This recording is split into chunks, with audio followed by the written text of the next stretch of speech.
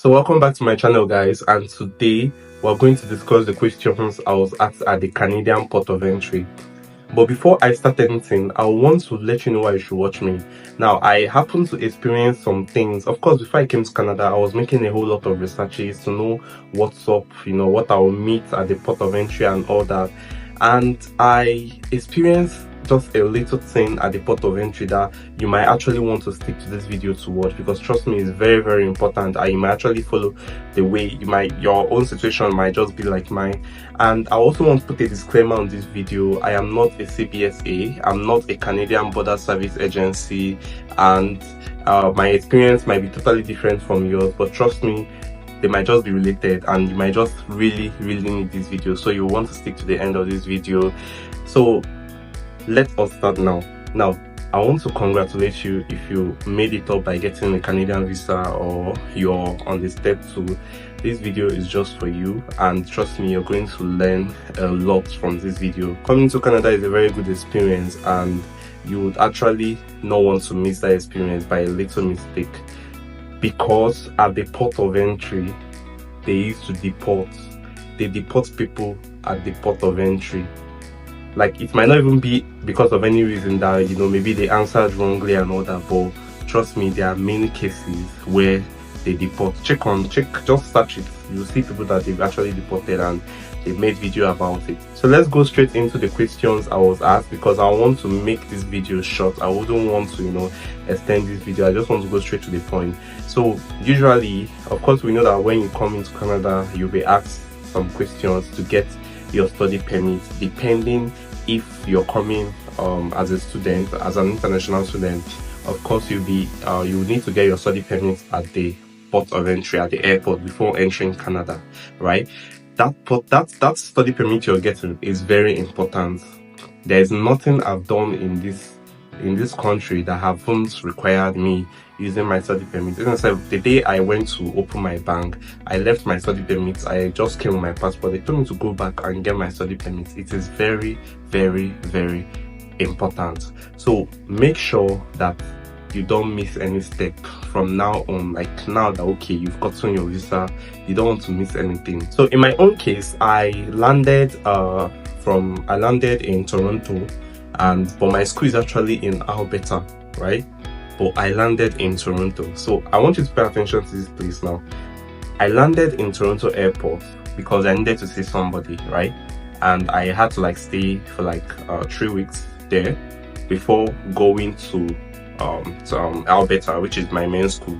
So I landed at the Toronto airport, and after that we were led to the place, the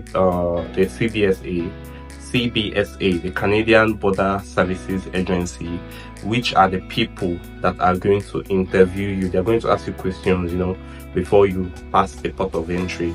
So we reached, and there is a place for permanent resident people, and there are places for students. So me as a student, I follow the student route. Then the first thing you want to do is, once you get there, you're going to see the declaration devices, declaration machine.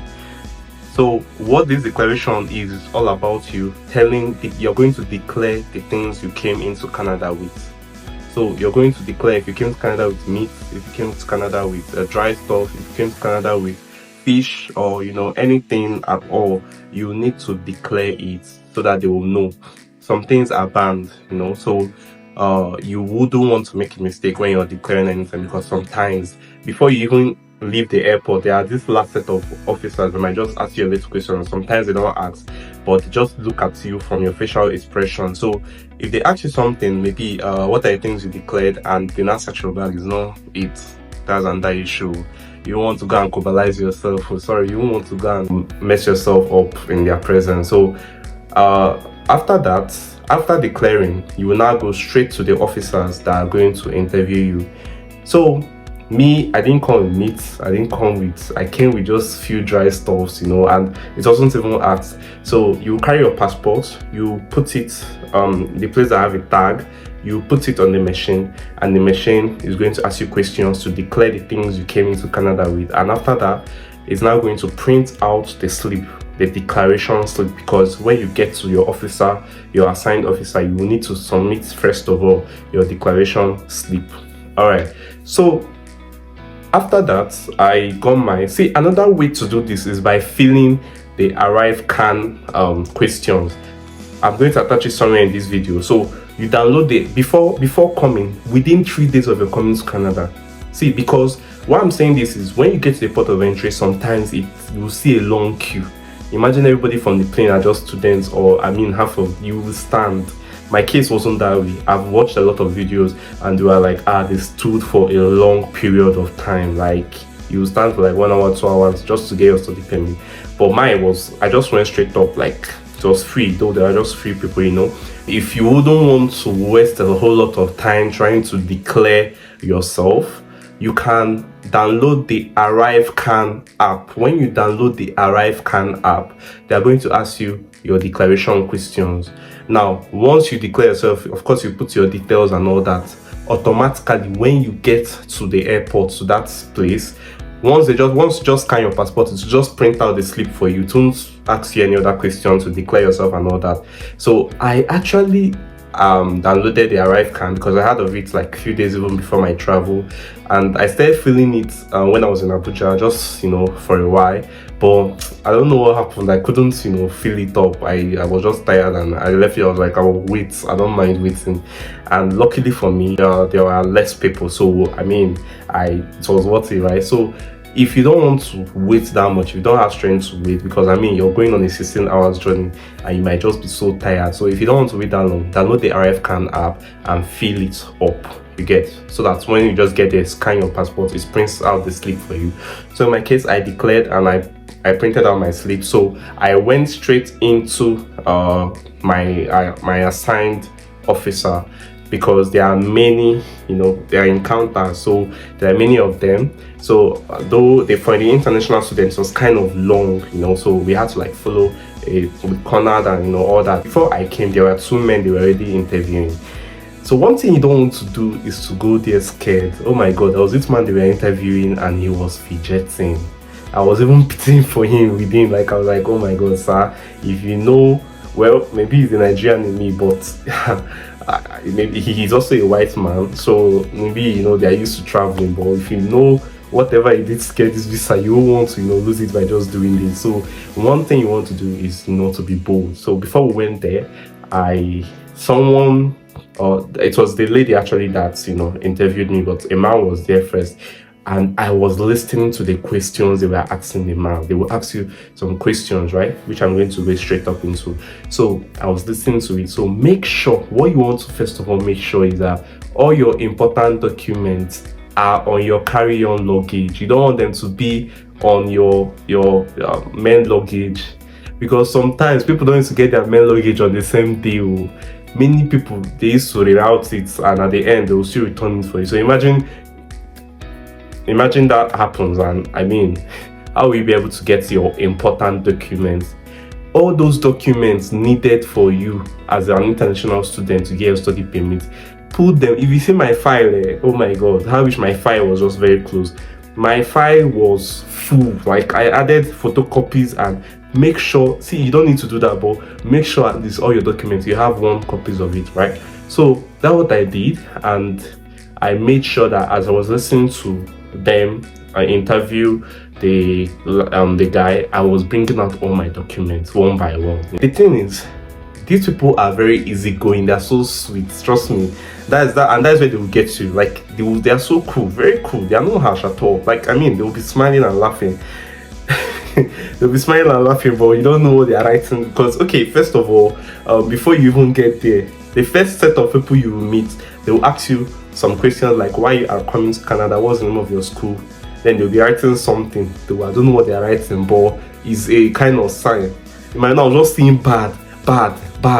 I was so scared. I'm very serious. I saw like 3 bads. But I later, of course, I watched a lot of videos before coming, because I knew that they write in code. They write in codes, like these people write in code. So I thought that when I get to my main officer, they'll just tell me to, you know, but it never happened that way, because she was looking at that stuff that the guy was marking, and she seemed like she was interpreting something, right? And I've never seen one that they mark good. There's a way they curve it and all that, but just know that these people write in codes that you cannot understand. So that if you go and fuck up and cobalize yourself, if you go and fuck up and mess up, there is already a big plane that is foiled up, ready to carry your majesty back to your country. But make sure you don't fuck up. Just follow this, everything I'm going to be saying here. Make sure you follow everything I'm going to be saying, because I made sure that I brought out everything needed for you to avoid problems from these people, right? Because trust me, these people are very cool. They are the sweetest people ever. After getting that stuff, of course, I waited in line for my officer. So then she finished interviewing the man.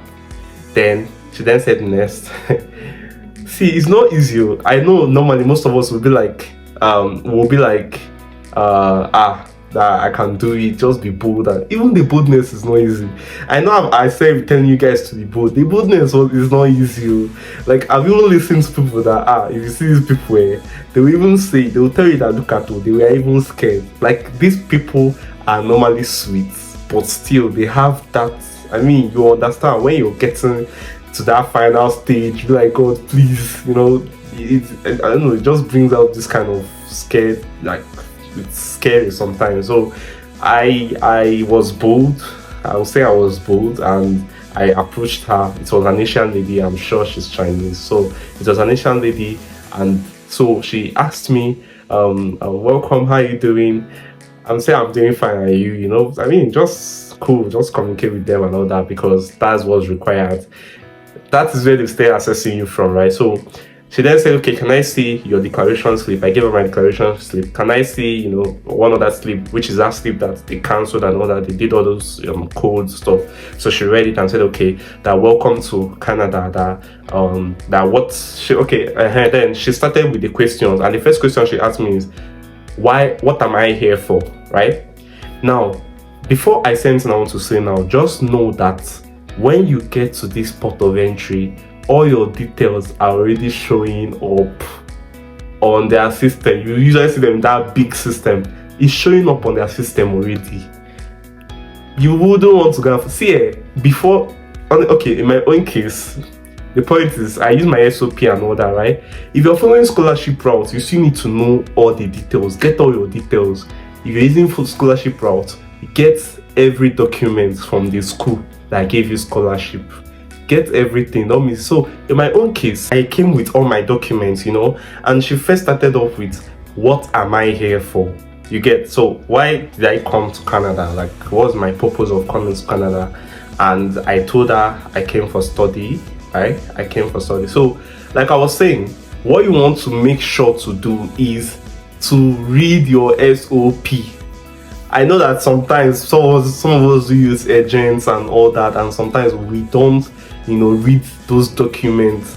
The most important thing you should read is your SOP, statement of purpose. It's part of the requirements when you're applying for Canadian visa, for any visa at all.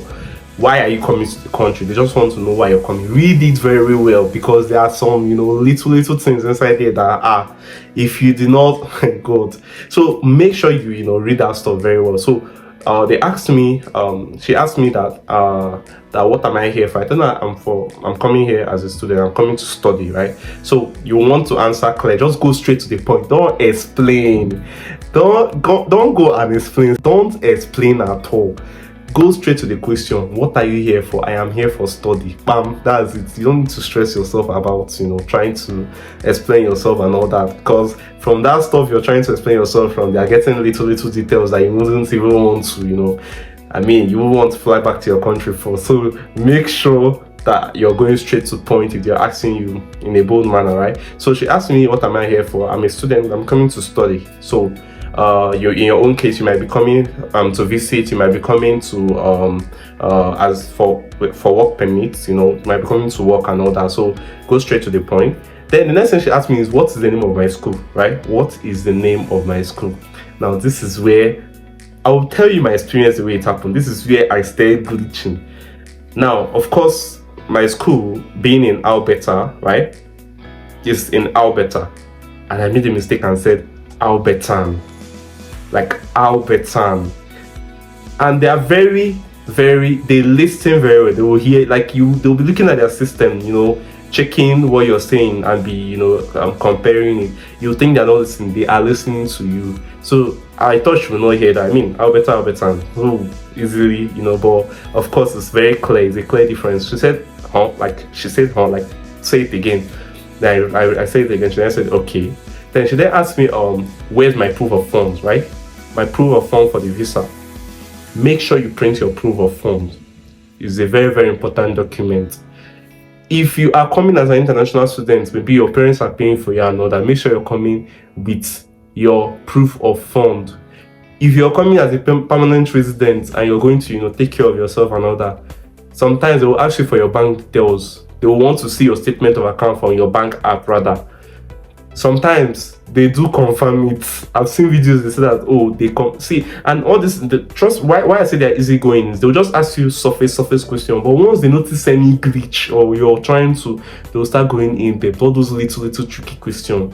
Go straight to the point anytime they ask you the question, right? So they asked me what's my proof of funds, and because I already, from listening to other people, I already had all my document with me. I gave it to her. Then the next thing she asked me is, how long will you be studying? Like, how long will you be studying in Canada? I told her my course is, I'm just studying a 2 years course, right? So I told her that I'm going to stay in Canada for 2 years, right? Or how long am I studying in Canada? I'm going to be studying in Canada for 2 years. Then she said, okay, that's fine. She was smiling and all that. So in everything I've been saying, this is the most important part I want you to pay attention to. Now, I told you earlier on that I landed at the Toronto International Airport, right? But my school is in Alberta. So now this is where it started. Hey God, she came and said, okay, these people are very, technical with the words they use. So I'm just trying to, tell you how I understood her question. But trust me, this is not, it's just I cannot remember prompt and clear how she said it, but they are very technical. So, but the point of what she asked is, your school is in Alberta, but you're landing in Toronto. What are you doing in Toronto? So I told her that, okay, I would go straight to the answer that I came to stay with somebody I know, right? And she asked me, okay, how long are you staying with this person? I told her that I'm staying for like 3 weeks, before I go back to start up school preparation and all that in Alberta. Now, she now said, okay, that do I have a connecting flight? Hey, do you have a connecting flight? You're landing in USA, but your school is in Tokyo. Do you have a connecting flight already? Right? You're landing in USA. You plan to stay in USA for like, let's say 10 days. Then you're going back to Tokyo to go for your main aim, right? They will now ask you, do you have your connecting flight from USA to Tokyo already? Now, that was my luck. My luck is I had already booked it. Like, I had booked my connecting flight even before coming. So make sure that if you're not landing in the city of your school, you're having a connecting flight from wherever you're landing to that city of your school. Because if you don't have it, I don't know what would have happened, but I heard that this is like one of their main issue. See, they wouldn't want to find out that maybe you're coming for study, but you're not actually, intending to study. Like, they don't want to make sure that after the whole process of allowing you enter their country, you're just going to go wander around trying to look for a job and all that. They don't want that at all. So they are very critical with this kind of question. If you're landing somewhere else apart from the city of your school, make sure you have a connecting flight. Like, book it. It's even better you book it before coming. That would be when it's cheaper. And the next question she asked me is the letter of introduction. Make sure you have your letter of introduction. And I gave it to her. And just within 2 minutes, guys, they gave me my study permit as she printed it, as simple as that.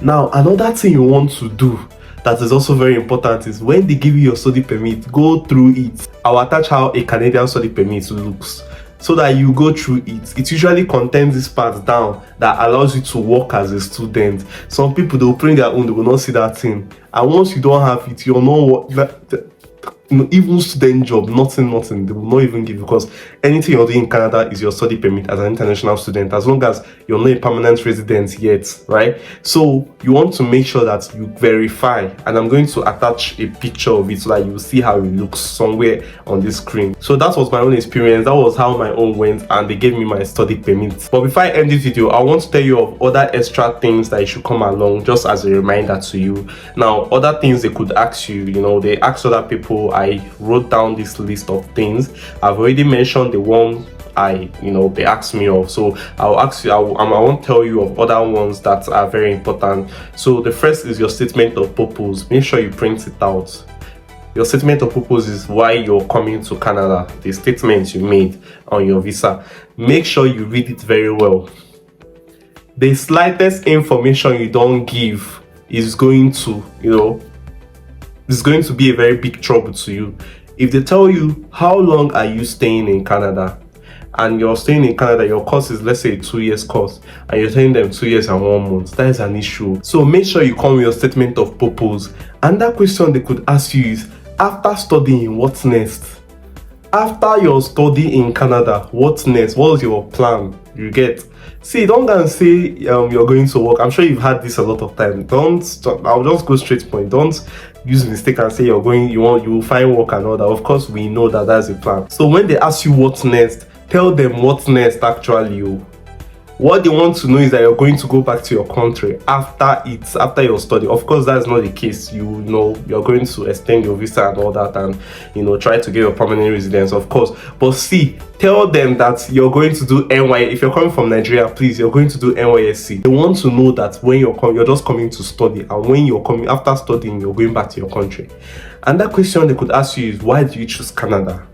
That's like an easy question. They have a high standard of education. They are good, just research about that. Then another thing you should go with is your medical lab result. Of course, when we are doing this whole visa stuff, they usually tell us to go and do medicals. Some people do upfront medical and all that. Make sure your medical result. They rarely ask it, but it's very, very important.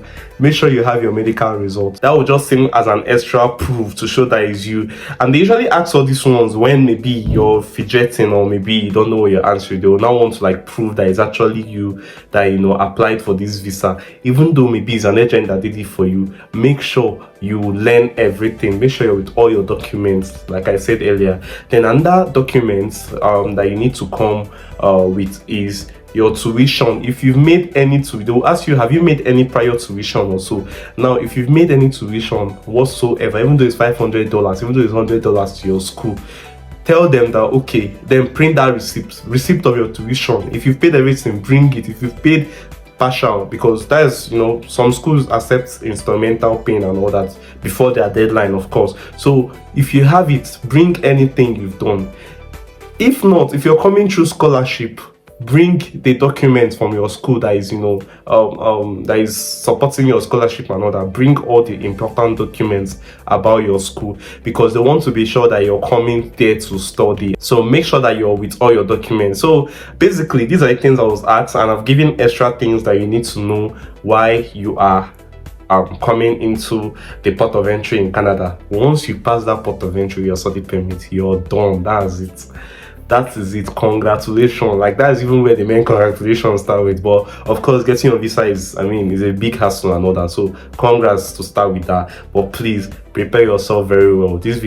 I hope this video was helpful to you. So in all, make sure you're bold, you're straight to point, you're assertive.